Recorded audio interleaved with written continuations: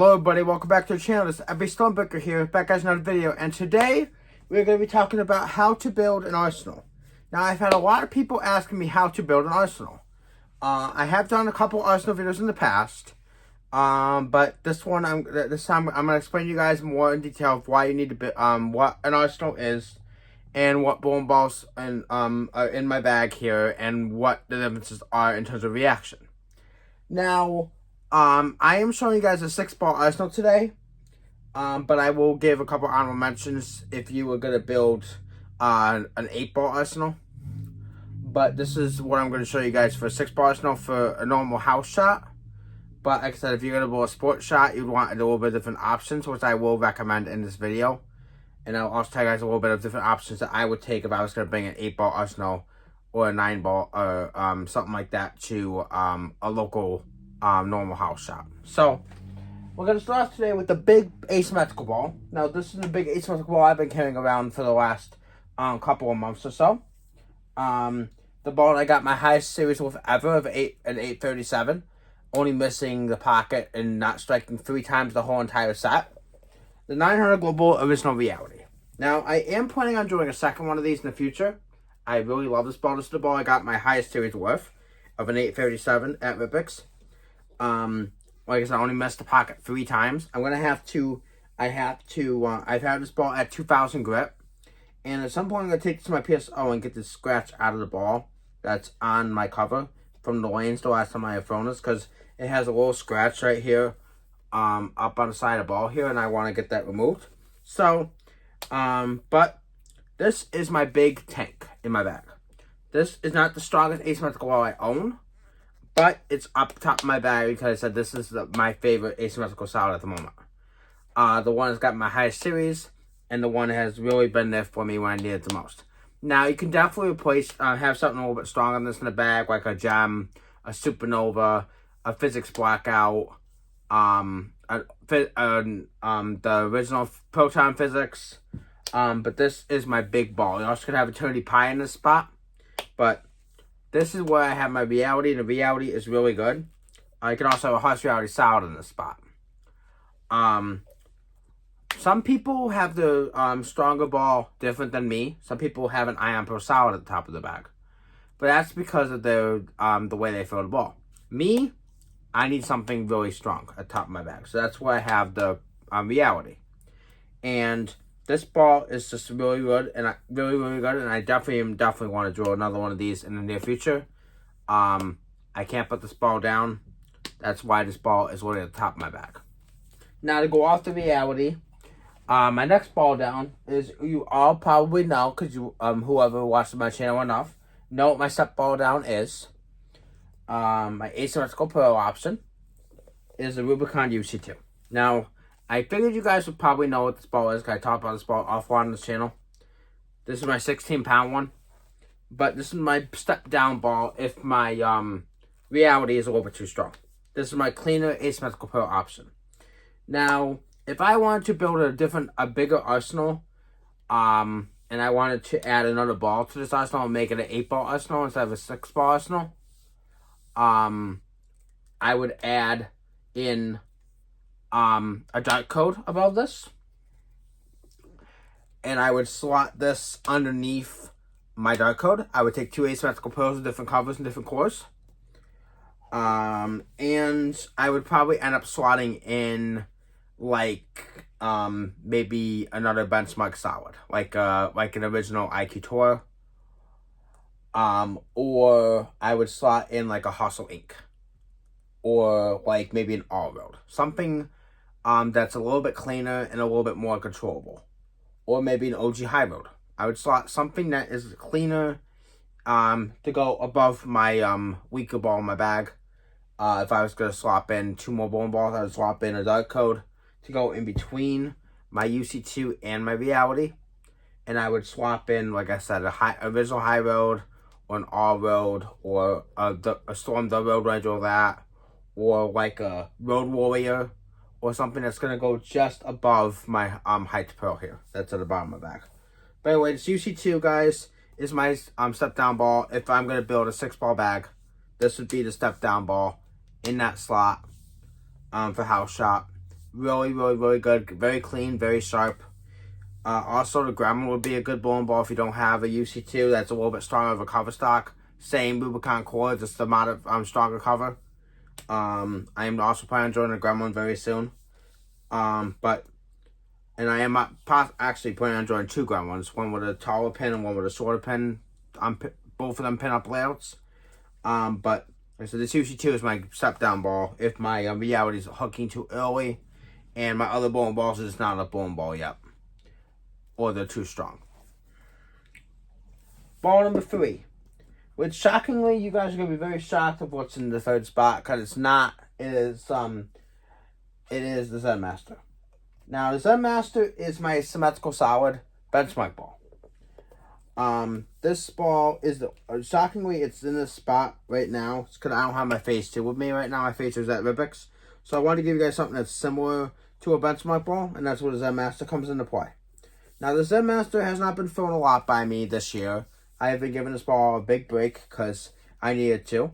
Because I said this ball is really needs to get dirty. Really needs to get cleaned because it has some dirt and grime and stuff on the cover stock. But the Zen Master is really good.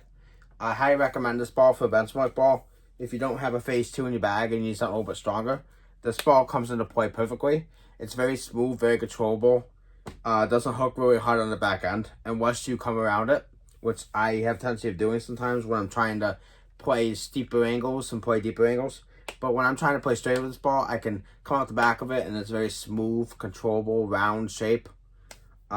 Gives me something I really need on fresh oil when my reality is too strong and my UC2 is too clean. This is a great step below my reality in the 3rd spot. Now for the 4th spot of the bag, pretty much just like my symmetrical version of the reality, the Zen Master is. So basically the reality is too early and the UC2 is there's not a fixer for my Rubicon UC2 yet. I'll pretty much throw my Zen Master.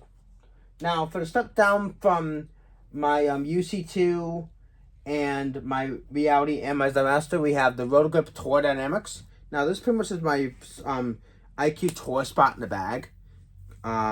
If I was to go to tournament play and I didn't have an IQ Tour, I would have my Tour Dynamics here or my Ion Pro hybrid. But for this video, I am going to choose the Tour Dynamics. I have really loving this ball. Like I said, I missed my old one. I had 2 of them in the past, and they both cracked on me. So I said I finally was able to get myself another one, and this ball is just absolutely amazing. As you guys can clearly see, it is dirty. Because I threw this straight out the box at Rubik's on Monday, and I shot 760 with it. And then I subbed last night at Midway, which is the only other center I will bowl at, besides Rubik's, because Rubik's is my home center.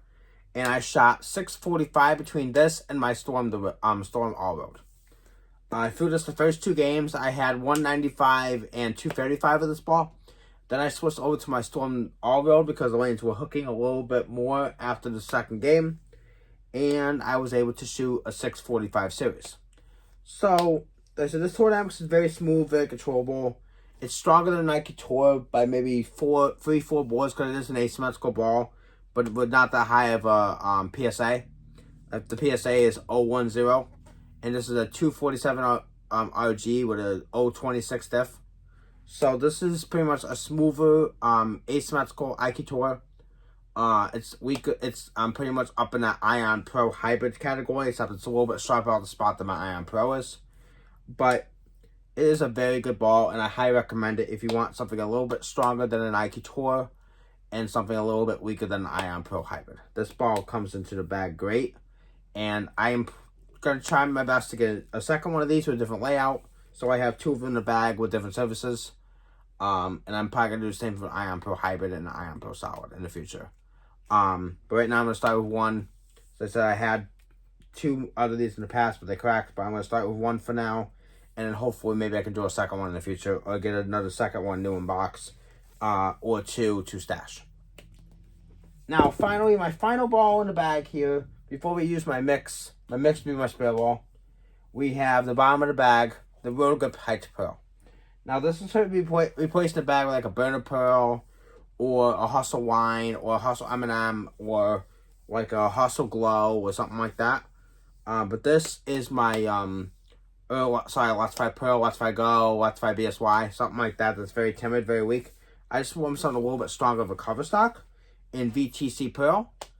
I also could have put IQ Emerald down in the spot. I could have put down here, I could have put my Zen 20, my Zen Gold label, and my regular Zen here.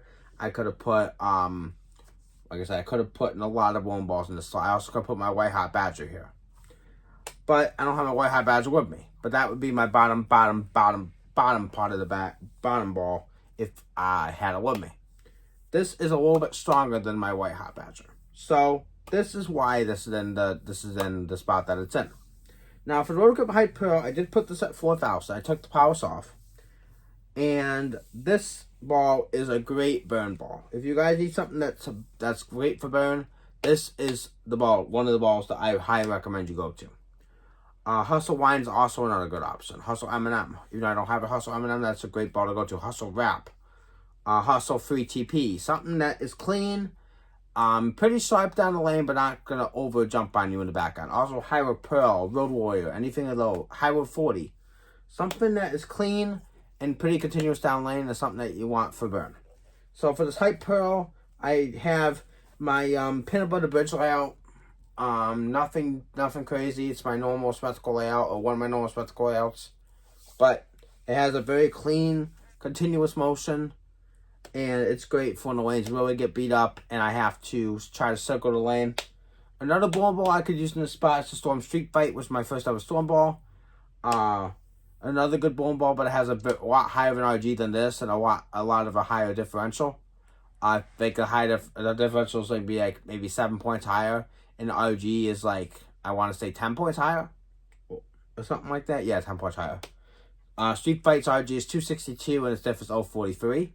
This is 252, 036. So this one is a little bit stronger of a cover, a little bit stronger of a core than the Street Fight.